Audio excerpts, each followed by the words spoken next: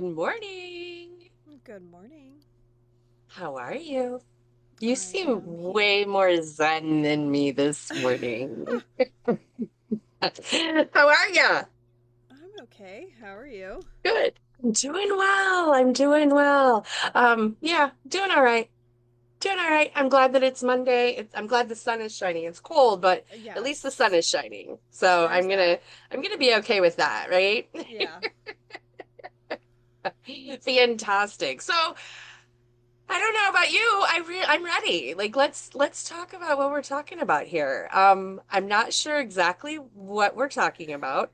Um, as you guys It's a know, we great are way to start still, off. I know, right?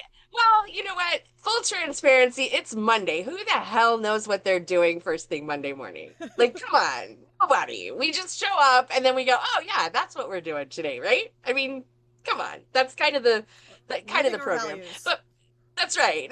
Exactly. Exactly. But for those of you that know or weren't here last week, it's the start of a new year. We're working on cohesiveness and really getting specific on what we're talking about. And so Mindset Monday really, we're pulling quotes from last week's call so that we have the mindset shift that is required to execute what we talked about, right? Which totally makes sense. So if you were on the call last week, you know that we were talking about moving from side hustle to professional practice. Like that was literally the conversation we had. And out of that comes the mind shift that's required to make that shift. So, Kayla, what were we talking about? You want to kick us off? Is there a quote?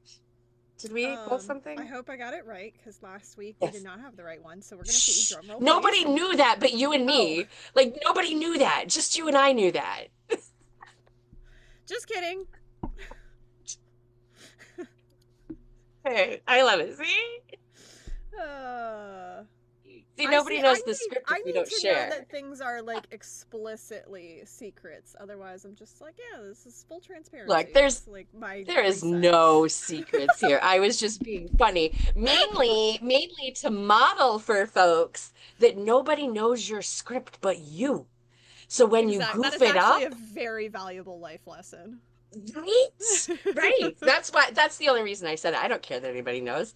Like, yeah, that is living our values and showing up and doing the thing, right? So no worries. Like I said, we are all about transparency here, so it's So all good. this week's quote definitely is, because I'm gonna say it, so I'm gonna make That's it the right. thing, That's right. is that I don't wanna just think about this, I wanna do something about it.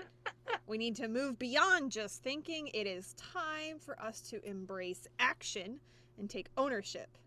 That's right. I love it. I love this. And I love So, talk to me, Kayla, about how we can incorporate this in regards to what we're talking about, shifting from side hustle mentality into professional advocacy mentality. Like, what does that look like if we're talking about taking action?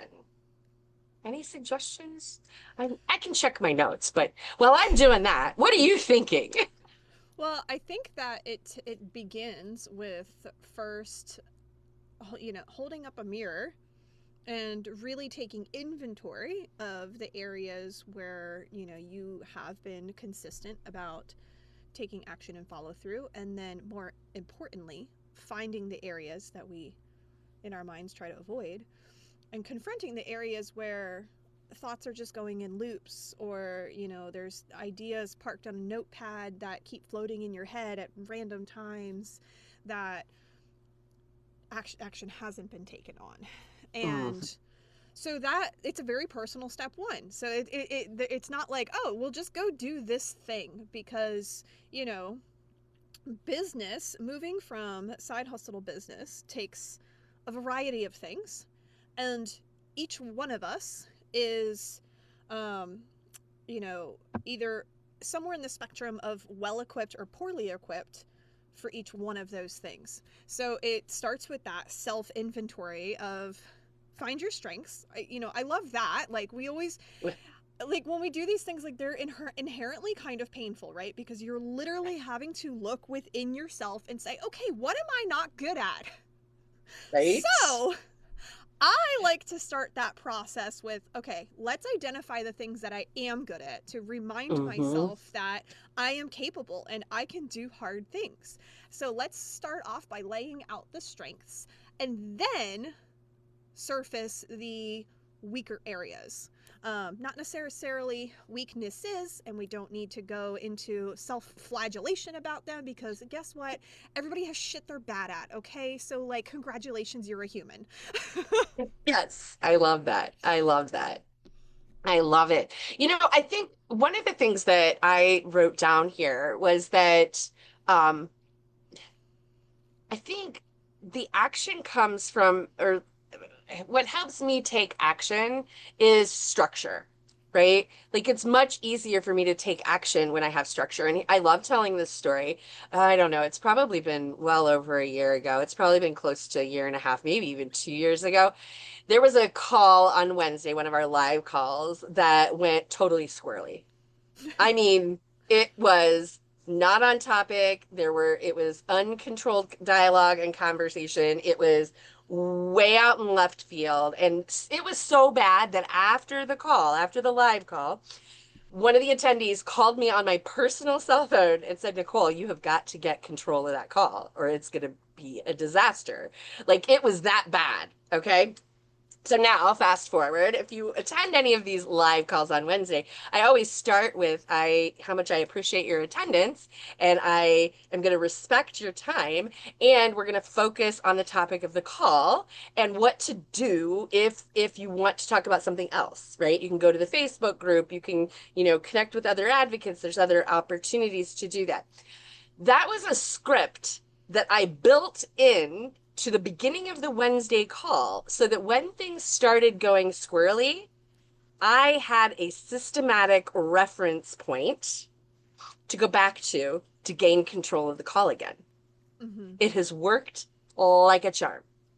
I think I Okay. Now, actually know that call you're talking about because that was it back in may the have days been when I you still that was called me attending every Wednesday. afterwards.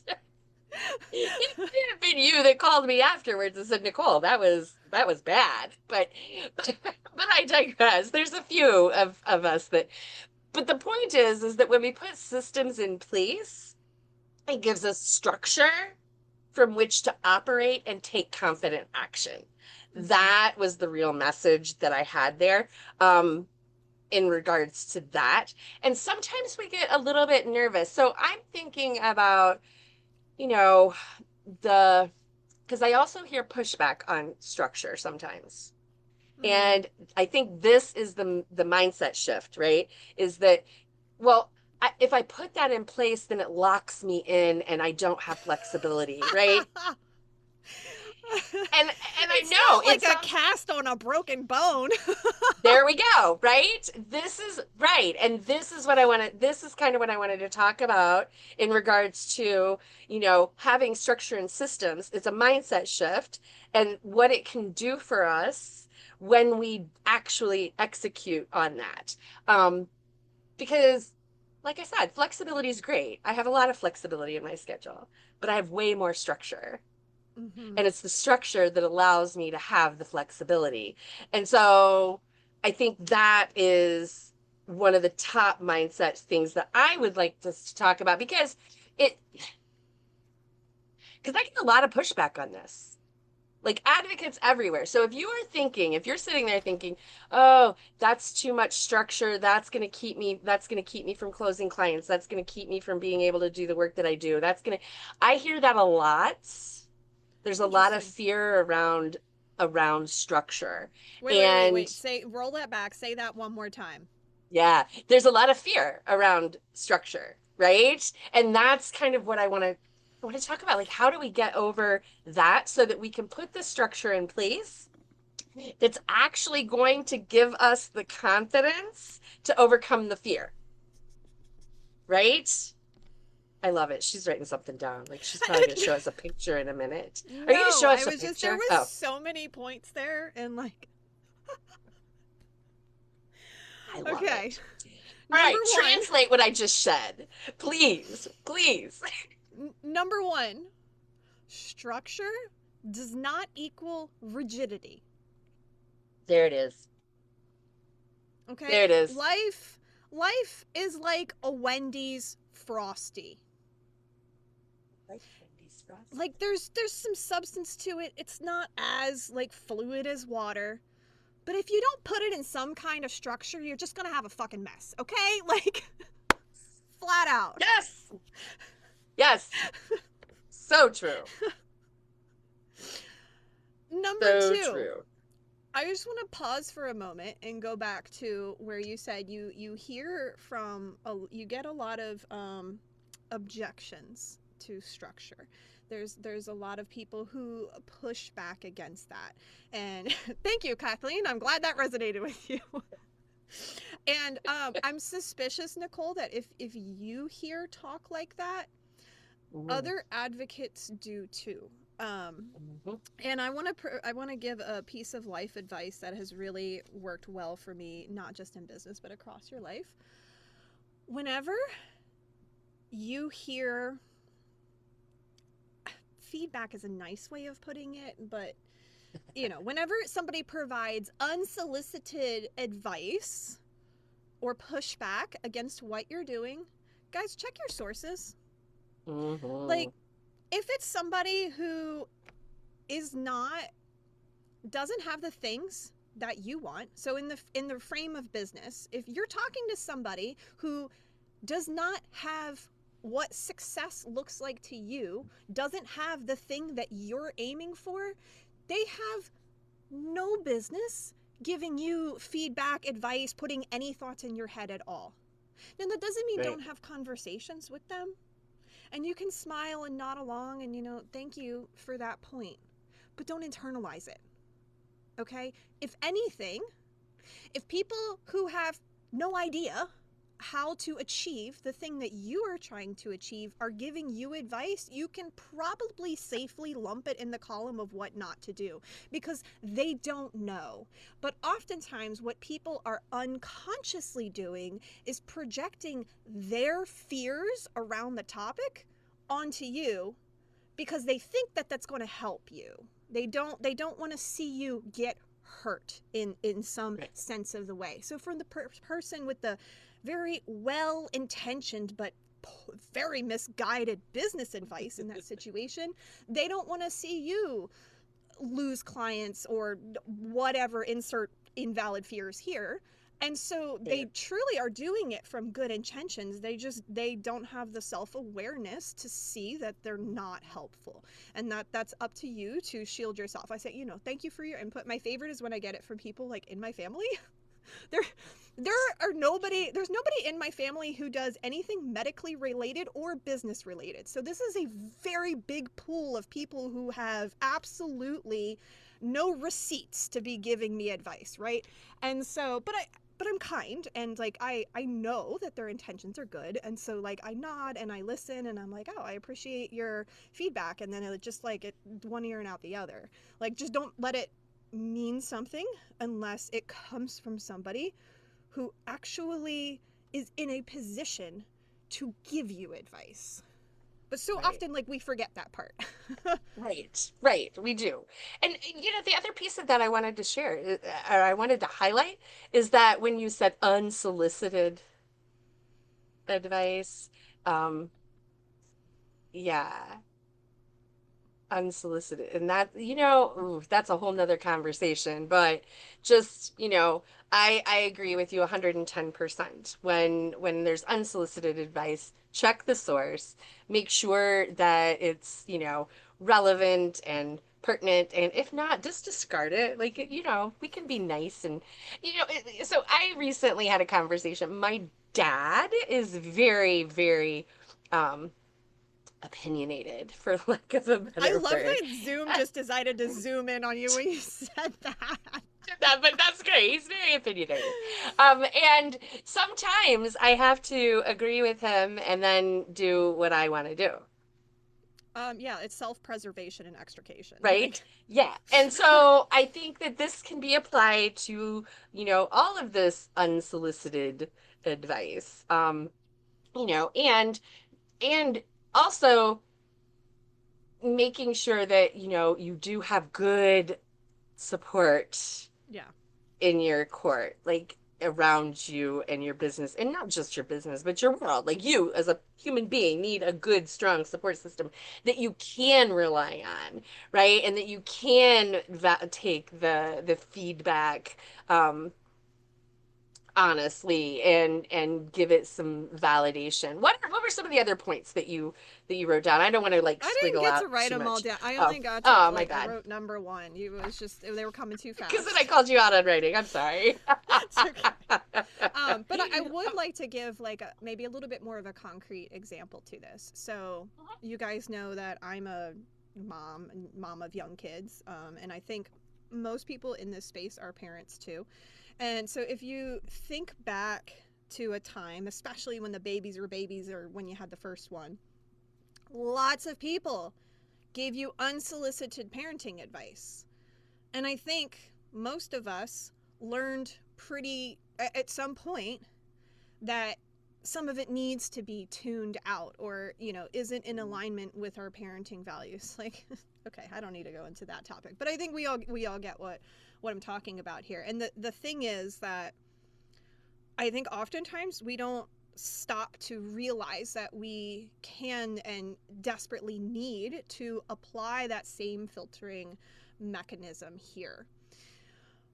I say that because I bet you can think back to one of those times where you got that unsolicited parenting advice and you recognized how to throw it out in a way that preserved the relationship. And so I want you to think back to that time and think about in your own head the thought process that you needed to go through, and then how can you apply that forward and carry that forward here in business.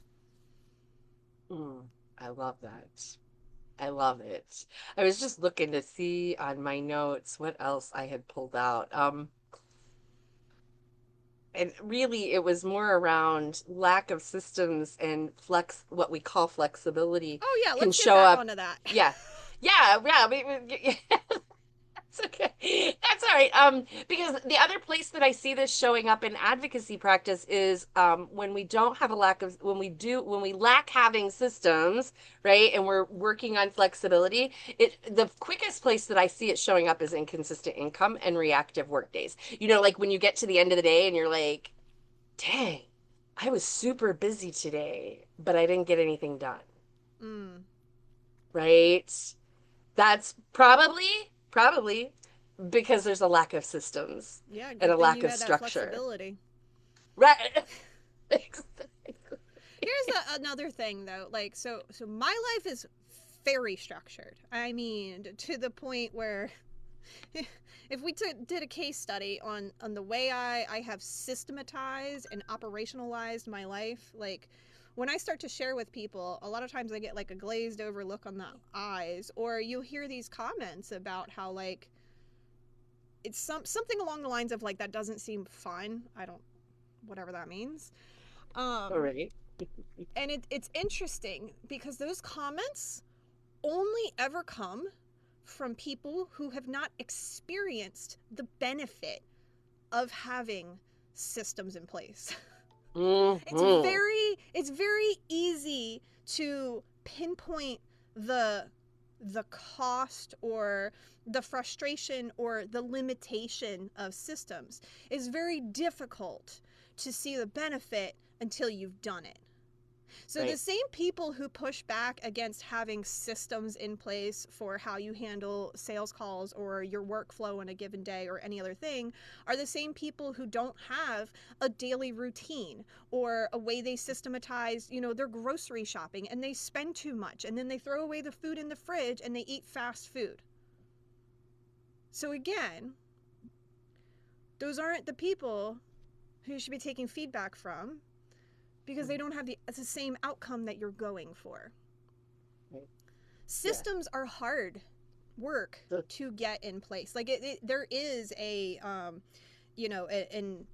immediate cost of time, energy, having to figure it out. And so in the short term, it is easier to live without them, but you end up floundering and waffling without them. And I don't know about you, but I didn't stake my livelihood on floundering and waffling. I'm a professional and I am here to make this shit work. And I look at any other professional organization. Do they live on vibes? Absolutely not. No, no, it's systems and structure and processes, and it's repeatable. And that's the thing that I want to really highlight is that one of the things that you just said, and I think that that may be one of the barriers that people don't talk about is how much work it takes to to get the system and structure in place. I mean, I know you and I just last week we were talking about how unproductive we felt over the last few weeks because we were both working on things that were behind the scenes, systems and structures, operating processes. I was working on some automation, some things, that I had, and none of that produces immediate gratification. In fact, Yeah. sometimes it results in thousands of unnecessary emails. Um, and all of the things that go along with that. But, it in the long run, it's going to be better because it'll be easier, quicker, faster, more repeatable, scalable, all of those things that I'm not seeing today. I have to Mm-hmm. wait to see Yeah, them. it's like the outfront fixed cost is very visible, and the return on that investment of time and energy is really hard to fathom until you get through the other side. But Yeah. here's another thing is like, start with, if you're so totally new to systems, like Nicole has a ton of really helpful frameworks and whatnot in the vault. But also keep in mind, like, the whole point of systems, like I was saying, it's not a cast on a broken limb. Like, if it feels rigid, then it's probably not meeting your Yeah. needs, because the idea is really it's kind of like the framework of a house. Like, it doesn't define exactly what the house is going to look like. It gives you something to hang all of that on. So it's something to provide the framework so that you're not like starting from scratch and having to reinvent the wheel every damn time. It's like as if, and you can see the value of having these in place if we think smaller for a minute. Like, imagine if you had no system for doing your laundry. Imagine if every time you woke up and said, "Oh, I have no clean clothes to wear." Imagine if every time then you had to figure out from scratch how to solve that problem. Oh, well, I got to find the clothes I need to wear. Oh, and then I need to find a way to wash them. And then I need something to wash them with. Like, you can start to see how all of the, like, problem solving, all of those things, it creates a whole stream of decisions. And I don't know if you've hit this place in your business yet, guys, but there are a finite amount of decisions that you can make in a day. And the more that you make, the smaller in quality. The quality goes down. And that's Decision really, fatigue. yes, It's decision real. fatigue and cognitive load is painfully real, and that is why I am ruthless about systems and efficiency in my life. People wonder how I can homeschool my kids 3 days a week, spend a day with my husband, work 3 days a week on my business, and still move forward in all areas of my life. Like, I decorated my house, and our house is still under construction, and I'm always working on projects, and everybody looks at me as like, how are you doing all of this? Guys, it's because I've eliminated as many decisions as possible off of my plate. I'm not starting, I don't wake up and, or I don't pop up in the afternoon and go, "Oh, what are we going to have for dinner?" Because I already have a whole system around food. I don't have to think about food anymore. Like, if I could just pick one thing in my life that has been a productivity driver, it is the systemization of food. I don't have to think about grocery shopping. I don't have, and no, I don't order it out. I cook all my own food. There's a magic system here. My point is, systems actually buy you freedom for the things Yes. that truly need your cognitive power. Yes. Oh, But that's hard to see before you go through that process. oh, And I love also, my it. systems change all the time. Like, this is not, the expectation should never be that this is like you create this thing once and then you're locked into it for the rest of your life. Absolutely Yeah, not. no. Like, literally, how I run my life now looks different than how I 3 months ago and 3 months before that. It's just, you take the first action, You get the data as you use it through your life, and then you go, oh, you know what? Actually, this step doesn't work that well for me. I'm gonna change it to this. And then you just Yes. keep doing that. Like, and it's like we talk about all of the time, the clarity for what you need to do comes from taking the steps. And it's like, if you, a lot of us can relate to wedding dress shopping. Okay, who buys the first dress? Buddy. Nobody. Nobody. Nobody. Nobody. Nobody. You Nobody. got to try them on. It doesn't matter how many you look at online, scrolling on Pinterest or catalogs if that was your era. Like, it doesn't matter. You still have to try them on. And then Yep. you probably have to try on a few, I guess. This isn't actually how I did wedding dresses, but I know that I'm different. But that's okay. I still bought like 3 though. And returned them before I found the one that I kept, That's is my fine. point. Nice. Yes. Very nice. But I like love this because it's full circle.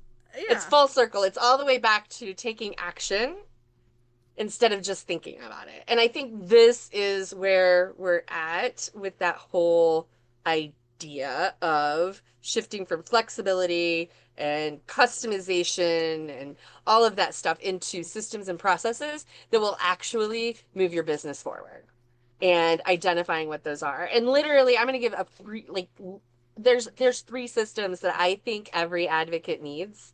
And the first one is a sales system, a client acquisition system, whatever you want to call that. Maybe sales doesn't feel good to you. So a client acquisition system, a client onboarding system, and then a document management system. Like those are the 3 systems that every advocate needs in order to have some sort of stability in their practice. Right. So if you are wondering where to start, you're motivated to get into some systems and structures, that's where I'm going to encourage you to start is with client acquisition, client onboarding, and document management.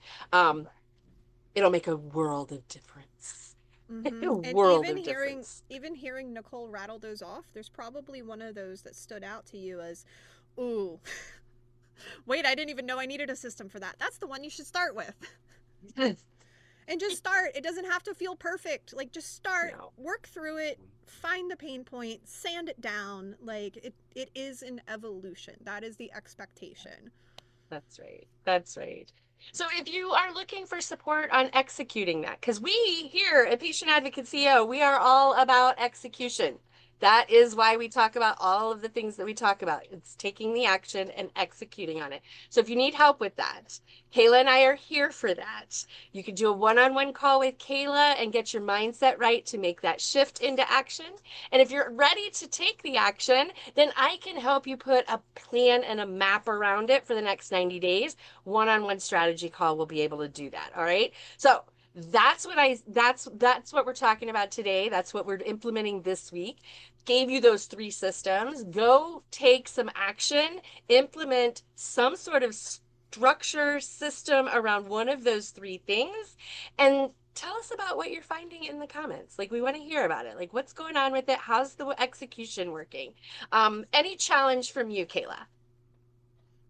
I just want you to take inventory, and I want you to start by identifying the things that you're good at and you're doing well. Love I it. don't think we should bypass that because that's how we get shame spirals. So Yes, I agree. start by identifying the things that you're doing well. Just don't stop there, and move on to the things that require more support. Not that we're doing them badly, but require more support because every human has stuff they're not as good at in comparison to the stuff they are good at. There it is. All right, y'all, have a fantastic week. We will be back next Monday, same time, same channel. Have a great week. See you then. Bye bye.